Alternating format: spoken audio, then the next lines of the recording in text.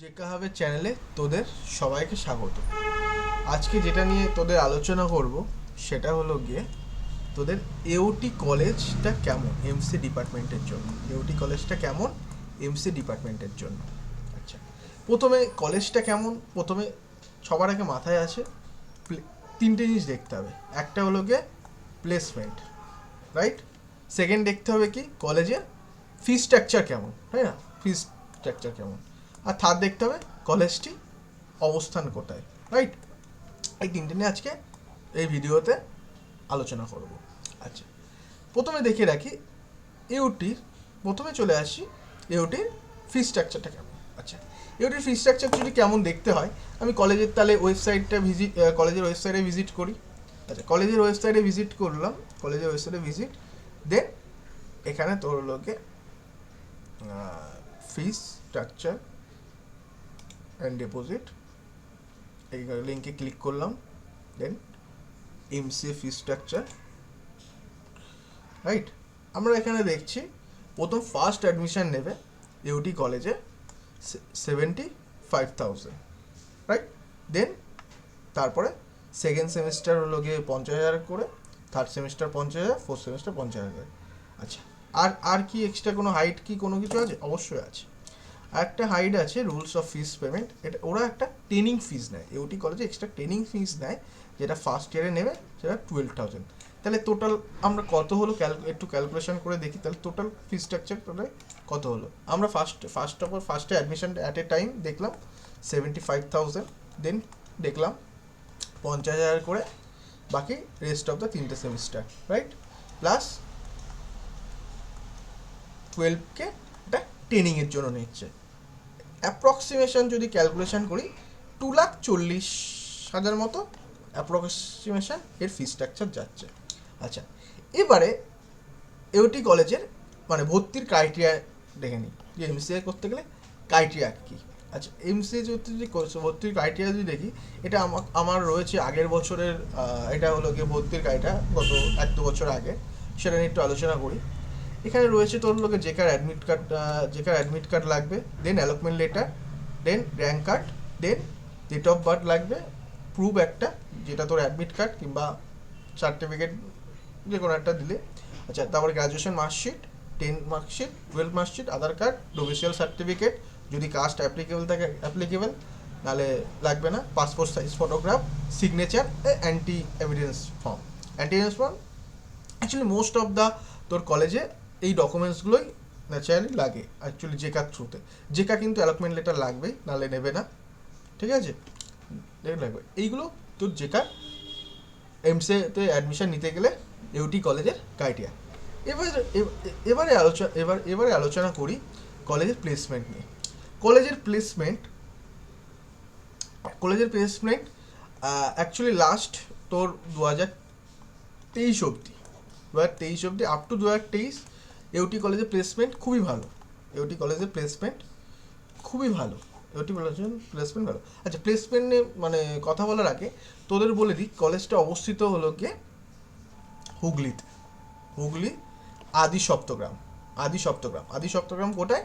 ব্যান্ডেলের পরের স্টেশন আদি সপ্তগ্রাম, সেখান থেকে 2-4-5 মিনিট পায়ে হেঁটে কলেজটি অবস্থিত। আচ্ছা, এবারে আমরা চলে আসি প্লেসমেন্ট, যে কলেজের প্লেসমেন্ট এমসি ডিপার। আমি প্লেসমেন্টের আপডেট আমি 2024 পাস আউট জুনিয়রদের কাছ থেকে নিয়েছি। অ্যাকচুয়ালি আমি ওই কলেজের অ্যালুমনি, ঠিক আছে, আমি ওই কলেজের অ্যালুমনি।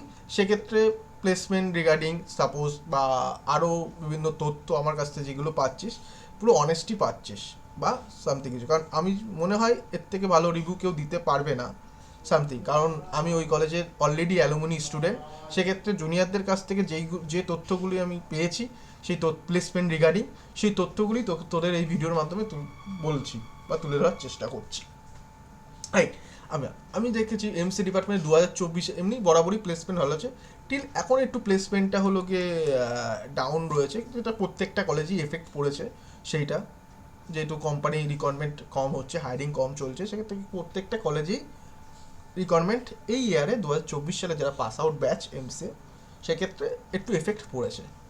বাট তার মধ্যেও ইউটিতে কিছু কোম্পানি বা কিছু কোম্পানি বা কিছু স্টার্ট আপ কোম্পানি, কিছু এমএনসি কোম্পানি এসছে, সেইগুলো কিছু কিছু আমরা তোর এই ভিডিওর মাধ্যমে বলছি, যেগুলো আমি জুনিয়রদের কাছ থেকে আপডেট পেয়েছি। সেক্ষেত্রে অ্যাকচুয়ালি টিসিএস এমএনসি যদি বলতে টিসিএস এসছে, টিসিএসের যদি প্যাকেজ যদি বলি, টিসিএসের 3টে প্যাকেজ নিয়ে এসছে অ্যাকচুয়ালি, নিনজা নিয়েও এসছে, ডিজিটাল নিয়ে এসছে, আর একটা প্যাকেজ যেটা হয় প্রাইম প্যাকেজ। এটা অবশ্যই জানিস যে নিনজা প্যাকেজ হলো 3.5 দেয় পিজির জন্য, মানে পোস্ট গ্রাজুয়েট, যেটা এমসি তো পোস্ট গ্রাজুয়েটই কোর্স। আচ্ছা, দেন তোর আসে হলো ডিজিটাল হলো 7.3 প্যাকেজ দেয়, আর প্রাইমে দেয় 11.5 এলপিএ, রাইট? আচ্ছা, এগুলো এসছে। আচ্ছা, আর এসছে হলো অ্যাকচুয়ালি এই বছর কগনিজেন্টও নেয়, কিন্তু বাট এই বছরে কগনিজেন্ট নেয়নি, বেশিরভাগ এমসিএ এই বছরে কগনিজেন্ট হায়ারিং করেনি, বাট শুনেছি স্টিল বিটেকদের এমসিএ ইউটি কলেজ থেকে তুলেছে, কিন্তু এমসিএদের নেয়নি, বেশিরভাগ কলেজেই এমসিএদের নেয়নি এই ইয়ারে। আচ্ছা, আরেকটা কলেজ যেটা এসছে, টিসিএস এসছে, ট্রাইজেন বলে একটা কোম্পানি এসছে, এগুলো এমএনসি কোম্পানি, ট্রাইজেন এসছে, তারপরে হলো ক্লাউড ক্যাপ্টেন বলে একটা কোম্পানি এসছে, ক্লাউড ক্যাপ্টেন। আচ্ছা, আর এসছে হলো গিয়ে কিটি টেকনোলজি কোম্পানি এসছে। ক্লাউড ক্যাপ্টেন আর ট্রাইজেন মনে হয় 3.4 সামথিং এরকম নিয়ে এসছে। আচ্ছা, ক্লাউড ক্যাপ্টেন 6 এলপি নিয়ে এসছে শুনেছিলাম জুনিয়রদের কাছ থেকে।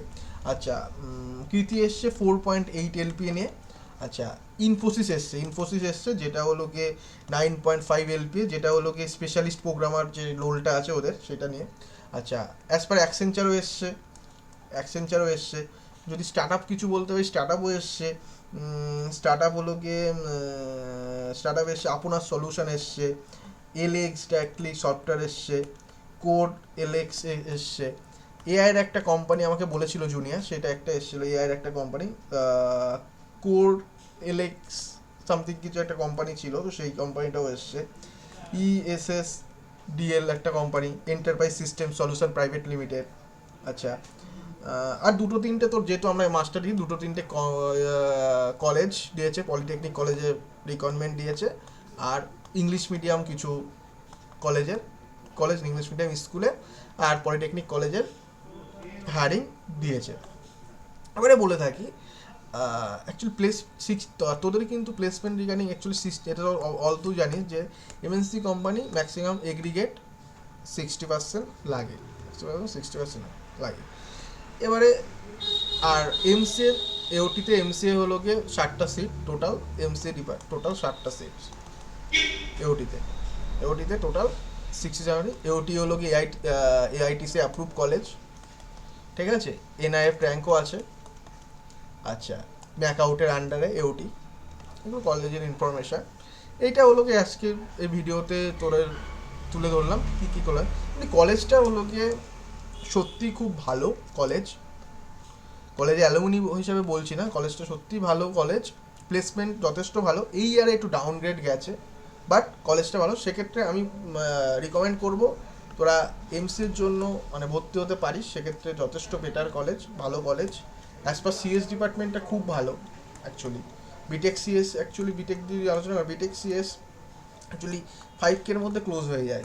এওটি 5 to 7K মধ্যে এওটির সিএস ডিপার্টমেন্ট ক্লোজ হয়ে যায় বিটেক সিএস। মানে একটু যে এটা একটু সাইড কলেজ, মানে অ্যাকচুয়ালি কলকাতা থেকে মানে একটু সাইডের দিয়ে কলেজ বলে অনেকে এই কলেজটা চেনে না সামথিং, বা এখন পপুলার হয়েছে, বাট এটা অ্যাকচুয়ালি ওয়েস্ট বেঙ্গলের যদি সার্চ করিস 1 থেকে 10-এর মধ্যে না আসবে প্রাইভেট কলেজগুলোর মধ্যে।